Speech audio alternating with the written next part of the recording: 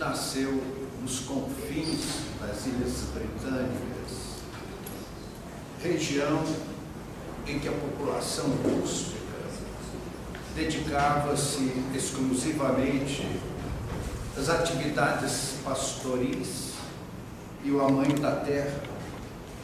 Mas aquele menino, desde muito cedo, mostrava-se absolutamente sem qualquer inclinação para as atividades da região, que era absolutamente isenta de cultura, não havia escolas, e todo o serviço que ao menino era passado pelos pais era sempre um resultado desastroso.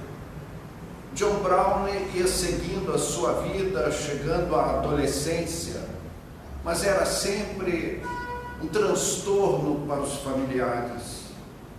Então seu pai, que tinha um parente, um ente querido, que era ministro da igreja anglicana em Londres, trocou uma correspondência e lá ia de trem durante horas, o pai levando o menino para os cuidados do tio distante.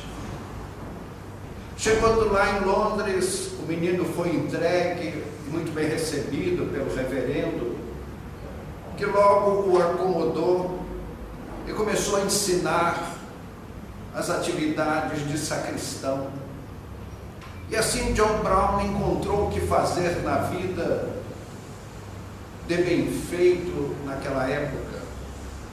E o menino foi crescendo, chegou à idade adulta, passaram-se os anos, já os primeiros fios de cabelo branco começavam a teimosamente visitar as suas cãs, quando repentinamente chega àquela igreja anglicana um decreto do arcebispado informando que, devido aos grandes problemas com os sacristãos analfabetos, todos deveriam ser afastados de todas as igrejas anglicanas. Aquilo foi uma bomba para John Brown, que não sabia fazer outra coisa a não ser ajudar aos serviços religiosos nos dias aprazados. E depois de tantos anos, ele já sabia abrir o livro sagrado e colocava o seu dedo assim e parecia ler os textos que já conhecia decorado. Então a nave referta parecia tocar-se com as suas expressões consoladoras, tiradas dos textos bíblicos, que eram apenas uma repetição de anos e anos a fio. Mas aquela carta veio a chocar profundamente não só o clérigo como o sacristão.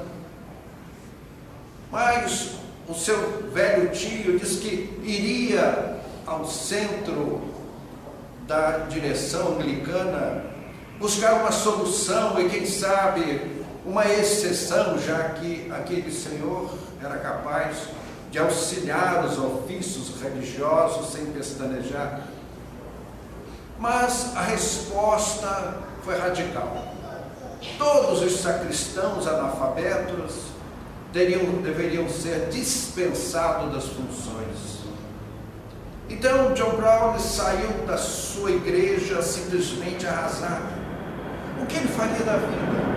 Agora que era um homem de meia idade, não sabia fazer outra coisa a não ser auxiliar os ofícios religiosos. E lá foi ele pela rua com o coração apertado em direção à sua água furtada em bairro distante, e ele fumava um cachimbinho. Então ele achou o cachimbinho, pegou a sua bolsa de fumo, a sua tabaqueira, e estava vazia. Então ele saiu olhando pelas ruas, ver onde comprar o fumo, e não achava, não encontrava, e foi até a sua água furtada, sentou-se na cama e despejou aquele dilúvio de lágrimas. O que seria do seu amanhã? E estava ali chorando, chorando, e de repente acendeu uma luz. Ele parou de chorar. levantou o colchão, tirou as suas libras esterlinas, pôs no bolso, foi para a estação ferroviária, viajou até o porto, correu aqueles hangares do porto, até que encontrou um entreposto que vendia o fumo virgem. Tudo que tinha ele comprou. Fez um saco, pôs nas costas, pegou o trem, voltou para Londres. Na sua água furtada, ajeitou uma mesa e começou a picar o fumo como era vendido nas lojas. E foi formando uns saquinhos, e depois de tudo aquilo pronto, ele pegou uma pequena banqueta, calculou a distância entre a sua casa e a igreja, e no meio da praça ele colocou e começou a vender os pacotes de fumo. E rapidamente vendiu tudo, porque era grande a procura e não havia oferta. Voltou para a sua água furtada, preparou de novo, voltou lá e mal colocou, já tinha os clientes para comprar. Disse, puxa vida, e aqueles meus amigos que também foram dispensados como eu, porque são analfabetos? Aí fez contato, porque conhecia todos, e trouxe alguns sacristãos para ajudar no preparo do material, na venda.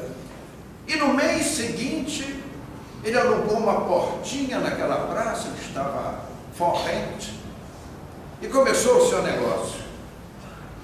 E o negócio foi prosperando e foi crescendo. Aí ele começou a abrir pontos de venda em outras regiões de Londres. Um ano depois, as suas lojas cobriam todas as ilhas britânicas e mais um ano ele se infiltrava pelo continente europeu como um grande distribuidor de fumo. E John Brown era muito ativo e conseguiu negociar com os plantadores da erva e chegou 2, 3 anos depois à América e fez lá um grande depósito e foi crescendo, crescendo.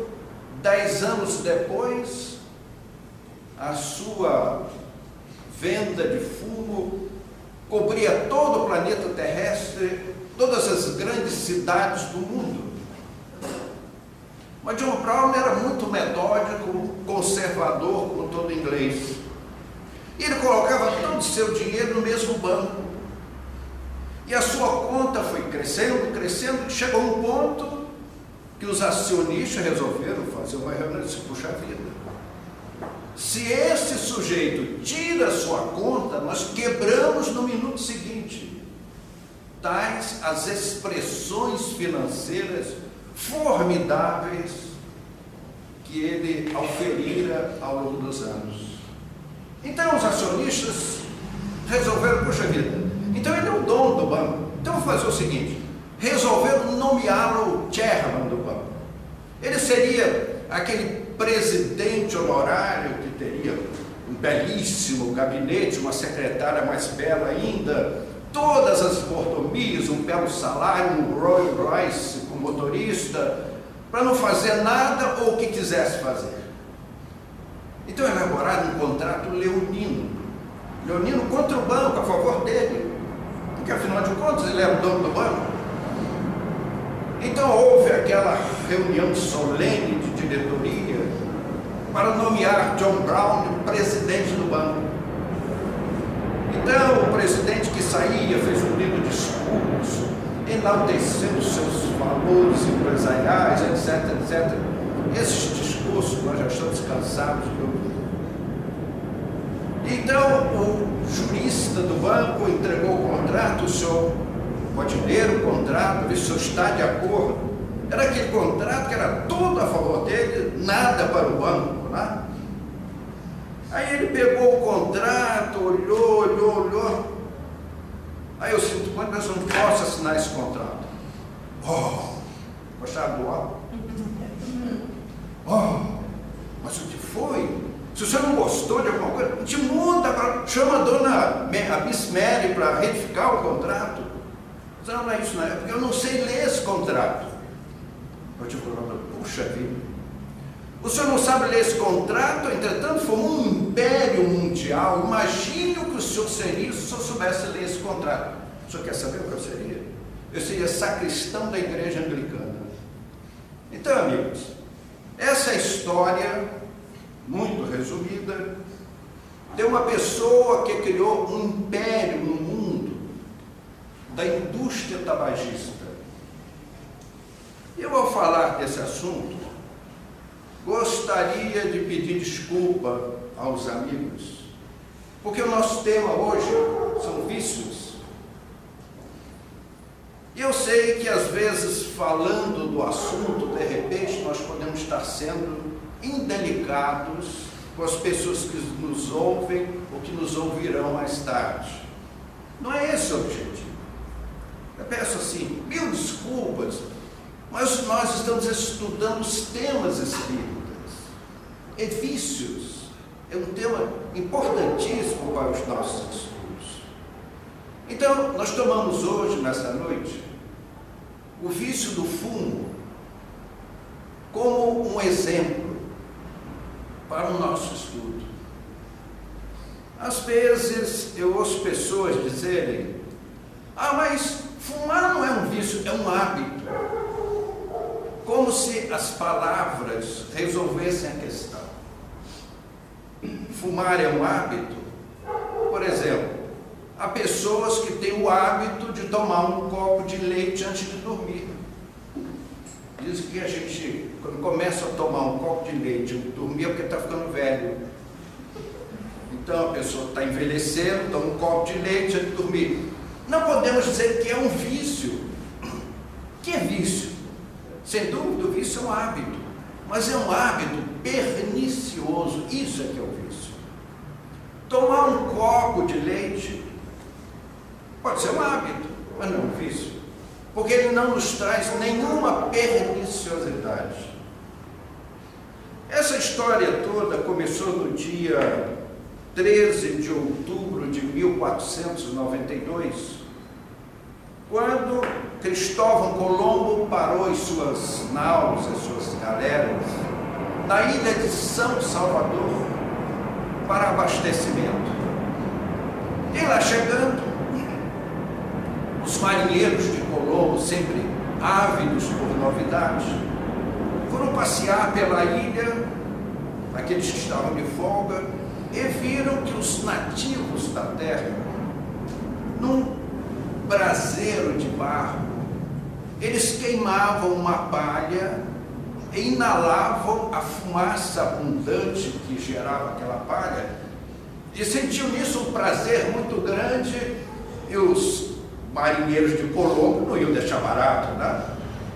E foram lá cheirar a fumacinha que os nativos chamavam de tabasco, que é a origem da palavra tabaco, nome científico, nicotiana tabaco.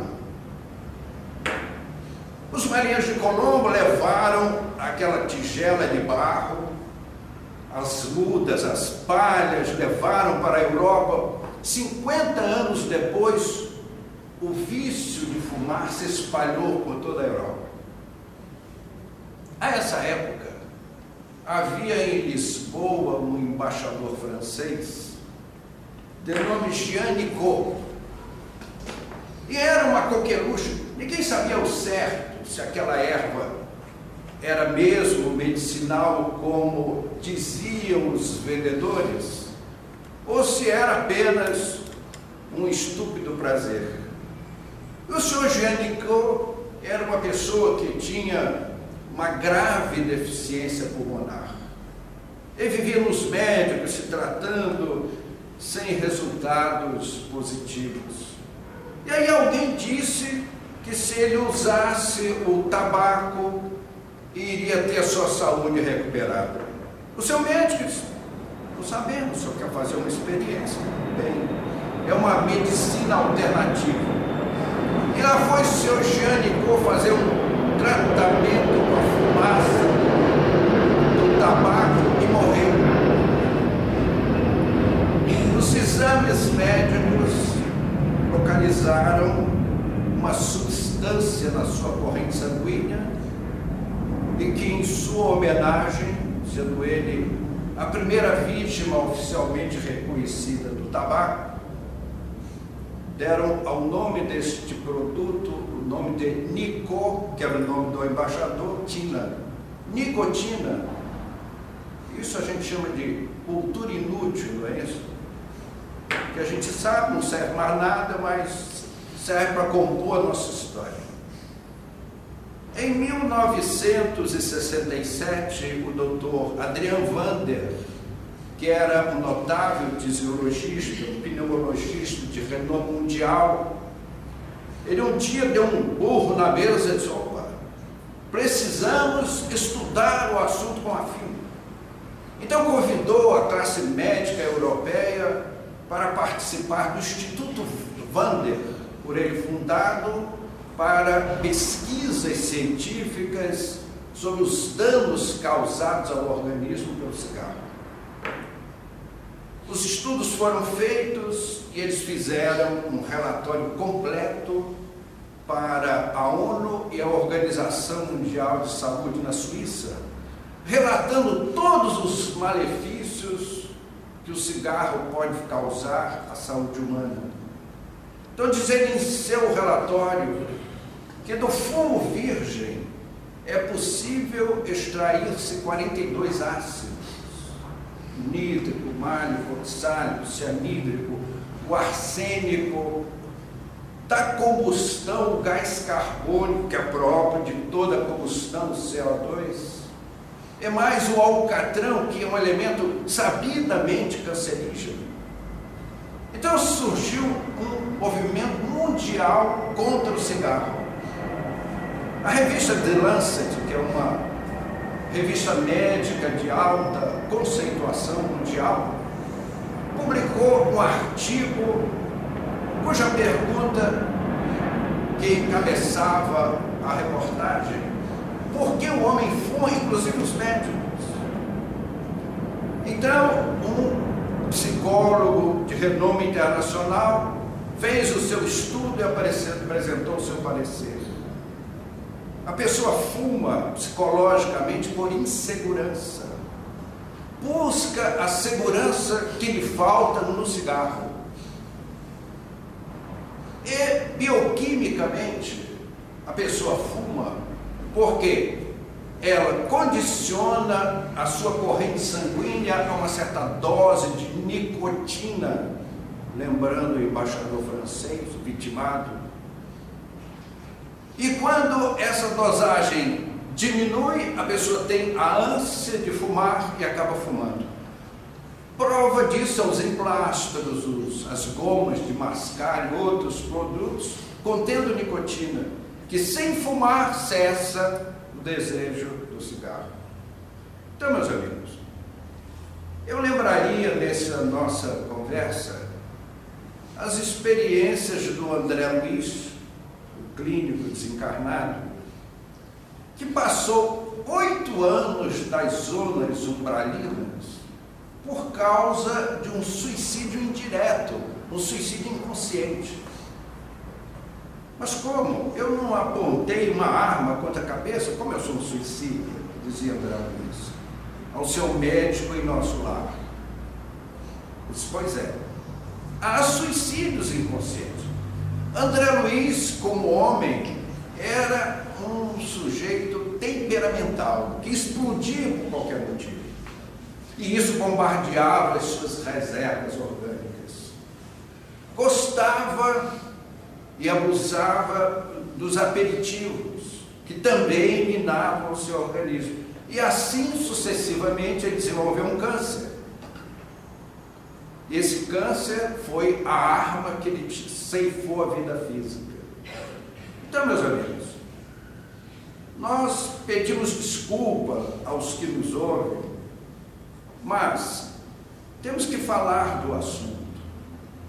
Ora, nós somos partidários de uma doutrina consoladora, que deve nos passar uma segurança de aço, de uma têmpera branca imbatível, aquele aço que você verga assim, ele não quebra, uma massa, porque a doutrina nos esclarece, ilumina o nosso entendimento, ilumina o nosso senso de responsabilidade. Nos espaços, os espíritos chamam espaços das nações, que toda essa região espiritual que envolve o planeta Terra, onde estão as colônias espirituais, ali existem milhões, bilhões de espíritos necessitados de uma reencarnação. E nós recebemos a reencarnação e a tratamos com uma responsabilidade menor. Nós tivemos um dileto amigo, que era engenheiro responsável, colega de doutrina, engenheiro responsável pelos depósitos de fumo da maior indústria do ramo na América Latina. Então ele nos contou coisas assim de estarrecer. Então dizia ele: eu tenho que ir lá no depósito da lavoura onde são armazenados os fardos. O fardo é mais ou menos assim, 1 metro cúbico de folhas prensadas com umas cintas. Aquilo é armazenado não muito adequadamente na lavoura. Depois aquilo vem em carretas para os depósitos da indústria tabagista, pegando toda a poluição do caminho até o depósito. Depois aqueles fardos eles colocam uma grade de madeira e sobre a grade os fardos uns em cima do outro, fazem uma pilha até quase ao teto. Ora, são folhas, são fardos contendo folhas. E os insetos gostam desses lugarinhos para fazer seus ninhos.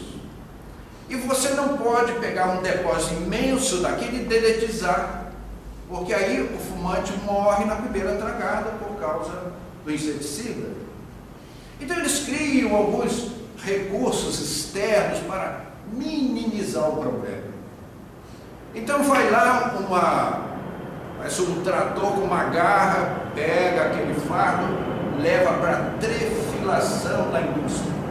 Aí umas garras de aço estraçalham aquilo, vai no picador para fazer o pozinho do fumo, e que é jogado numa esteira. E ali vai tudo aquilo, com todos aqueles bichinhos, não só os rasteiros, como as formigas, como os que voam. Aí lá tem um ninhozinho da mariposa, do cupim, aqui em São Paulo chama de aleluia, né? As moscas, e aquilo vai junto. Ou vocês acham que aquela indústria imensa é ficar alguém com uma pinça assim, tirando o ovinho de lagartixa? Então aquilo vai para a linha de produção, depois de picado. Aí ele passa num tanque que é a lavagem. Depois vai a um secador. Aí desce num outro tanque que é comburente, é um produto químico, que o cigarro americano, se você coloca no cinzeiro, ele queima totalmente. Mas não é o fumo que faz isso. O fumo não queima. O que queima é um comburente, é um combustível químico. Aí depois ele sobe, seca de novo e desce num outro tanque que são os odorantes. Aí o fumo sai, que você cheira, uma delícia, de cheiroso que é. Então as pessoas dizem assim: mas não é possível que cigarro faça mal, porque é tão cheiroso, tão gostoso. Aquilo é um perfume que a indústria coloca. Aí depois vai embalado e vai com os ovinhos de lagartixa, camundongo, barata, formiga e tudo o que tem direito, né? Então, meus amigos, é esse o quadro que nós adentramos os nossos pulmões. Se nós olharmos pelo ponto de vista econômico-financeiro, uma vez que o bolso humano é o órgão mais sensível do nosso corpo, não é isso? O órgão mais sensível do corpo humano não é o dente que você vai obturar, tem que tomar anestesia, né? É o bolso. Uma pessoa que fuma 2 maços de cigarro por dia, em 40 anos ela gasta 60 mil reais. Mas eu acho fantástico. A pessoa mora de aluguel 40 anos e fumou 60 mil reais, acendeu-se. E reclama. O pago é o governo Lula. Compensação dos impostos. A maior carga tributária do mundo é o Brasil. E ainda querem ressuscitar a CPMF. Eu espero que não. Aliás, esperamos todos que não. Então, meus amigos, um maço de cigarro de primeira linha custa o equivalente a 1 quilo de frango. Eu compro um frangão resfriado no supermercado de 2,5 kg a 3 kg, pago R$8. Se você dividir R$8 por 3, dá mais ou menos o preço do maço de cigarro. Eu não sei muito porque não fumo e nunca fumei. Um maço de cigarro equivale a uma dúzia de ovos. Mas aí vem a defesa dessa poderosa indústria, que é a indústria do cigarro. Mas nós criamos emprego na lavoura. Nós damos trabalho aos que industrializam, aos que vendem. Então, meus amigos, se fosse assim, então deveríamos plantar livremente a maconha para que tivéssemos trabalho. Então, são sofismas. Por que não se usa esse capital para plantar soja, por exemplo, já que há tantos desnutridos no mundo, que plantando muito, a farinha de soja baixa de preço e atende aqueles que menos podem comprar. Então são os sofismas usados pela indústria. O fumo, ele causa uma série de males enorme. É um pacote assim, que se nós fôssemos citar todos os efeitos do vício do fumo, eu iria pedir licença aos amigos para falar sentado. A cefaleia, a trombose, o cansaço cerebral, ou cerebrais, melhor dizendo, envelhecimento precoce, as rugas são aceleradas por causa do hábito de fumar. Se você, uma pessoa completamente sem roupa, se enrolasse num lençol úmido, um lençol bem branquinho, e fumasse um cigarro, quando ela terminasse, você tirasse o lençol, você veria umas manchas amarelas no lençol. É o nosso organismo pondo fora aqueles elementos indesejáveis. O nosso organismo tem uma capacidade defensiva excepcional, só que não é ilimitada. Ela chegou a um ponto que extrapola a capacidade de defesa do organismo e o cidadão morre à míngua. Então, como nós dissemos, o envelhecimento precoce, danos aos dentes, aos pulmões, o pigarro, tosse, a asma, a bronquite, o efizema pulmonar, palpitações, pressão alta, angina, depressão, ansiedade, má digestão, enjoo, úlcera gástrica e, para encerrar esse pacote, os diversos tipos de câncer.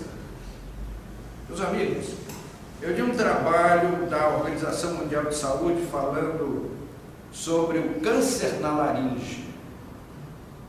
Nunca no mundo, em nenhum momento, ocorreu um câncer de laringe que não fosse no fumante. Todos os cânceres de laringe foram 100% dos casos em fumantes. Agora, a minha esposa, nós temos uma vizinha no nosso prédio que fuma assim 3 maços por dia. É uma chaminé. Parece história da carochinha, mas há pessoas que com a ponta de um cigarro terminal, antes que ele seja o terminal, o cigarro, ele será depois, né? O segundo terminal é ele mesmo. Ele acende o outro cigarro. Ele fuma 3 maços por dia. Essa pessoa vai gastar não 60, mas como ela tem um terço a mais, 80 mil reais em 40 anos. Então essa senhora me assusta. Ela me ficou assustada. Ela fala cansada. Ela tem que, para dizer uma palavra, tem que tomar fôlego, porque o fôlego já não existe mais. Meus amigos, há certos comentários assim, pouco chocantes. Nós temos que falar sobre isso. O enfisema pulmonar, segundo os clínicos desencarnados que nos passam a informação, é realmente um quadro dolorosíssimo. O nosso pulmão é assim como uma bexiga, né? Você, pelos músculos torácicos, você assim enche os pulmões, né? Aí você tem força muscular, aí a bexiga enche. E o canal aéreo final, que é o terminal que chega ao alvéolo, é um tubinho com 1 milímetro de espessura. Mas os construtores que fizeram esse tubinho, os caras, olha, sinceramente, mas eles são sábios, né? Eles fizeram esse tubinho com os pelinhos para dentro, são os cílios. O pulmão é um órgão que está sempre em movimentação. Só vai parar quando o médico assinar a declaração de óbito, não quem dá atestado de óbito é o cartão, né? Assinar, bom, esse aqui pode levar para a Vila Alpina. Então, você enche os pulmões e os cílios, que estão na parte interna dos condutos aéreos, eles servem de uma escova para evitar que os detritos se depositem nesses preciosíssimos canais. Agora, esse último canal que vai chegar ao tecido alveolar, ele tem uma espessura muito pequena. E os ácidos do cigarro têm a propriedade de dissolver os cílios, formar um mucus. Como ele é um tubinho muito fino, ele acaba interditando a passagem do ar. Aí a pessoa faz força e consegue fazer o ar passar por um esforço muscular e ele vai ao tecido alveolar. O alvéolo é um tecido mágico. Cada vez mais a gente admira esses construtores, porque a gente diz assim, é a natureza. Mas quem é a natureza? O que é a natureza? Me diga, alguém me diga isso. Foi uma inteligência que desenvolveu isso. Então, o tecido alveolar é um tecido mágico. Mágico para a nossa ignorância, a nossa pessoal. Então, quando nós fazemos, a pressão empurra as moléculas do oxigênio e ele é um tecido permeável aos gases. Então, as moléculas do oxigênio, é a hematose, pulam para a corrente sanguínea. O sangue venoso que vem escuro, pobre, recebe aquela carga de moléculas de oxigênio, torna-se claro, aquele sangue bonito, né? E vai para o coração, que manda para o cérebro num circuito em 8 segundos, e no segundo circuito para os membros remotos em 18 segundos, levando o oxigênio a todo o organismo, porque sem ele nós não vivemos, principalmente o nosso cérebro. Tirar o oxigênio do seu cérebro, você começa a falar besteira mais do que já disse. É a falta do oxigênio. Então, meus amigos, se esse mucus interrompe a passagem do ar, quando você faz força, você consegue, com um esforço muscular, fazer o ar passar. Só que ele não tem força para voltar. Aí o alvéolo forma uma pequena bolha. E você faz de novo, a bolha aumenta e explode. E aí você tem o enfisema pulmonar. Meus amigos, o enfisema pulmonar é tão cruel que a pessoa morre por asfixia. Então, o fumante, quanto mais, vai perdendo capacidade pulmonar até a falência total. Mas se ele morresse rápido, até que seria bom, né? Acontece que o enfisema é uma enfermidade que suplicia o paciente a longo prazo. Ele vai morrendo aos poucos, porque não há o que fazer, porque os seus tecidos nobilíssimos, que são os alvéolos, estão deteriorados pela doença. Você não tem como renovar esses tecidos. Então, a minha esposa estava falando dessa nossa vizinha, que para falar uma palavra, meu Pai do céu, mas a pessoa continua fumando. Então, meus amigos, eu peço desculpas por estar falando um assunto assim, tão doloroso, cruel mesmo, mas é muito honesto da nossa parte. Vejam, amigos, nós recebemos do Criador, dos grandes espíritos, tudo que nos cerca, o maior prêmio, o maior benefício, a maior benesse que um espírito pode receber é a reencarnação na Terra.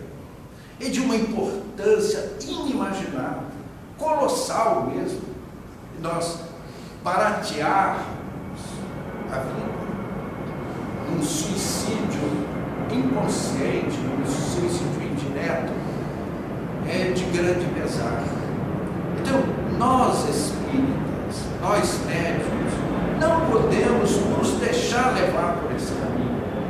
Nos referimos à nicotina, porque fumar é o mesmo que introduzir nicotina na corrente sanguínea, como fumar o ópio é introduzir morfina na corrente sanguínea. São vícios, meus amigos, e todos eles perniciosos ao nosso equilíbrio, inclusive espiritual. Então, vai aí o nosso apelo para que nós fiquemos de sobreaviso com os hábitos perniciosos que só destroem a nossa vida. Que Jesus nos abençoe. Muito obrigado.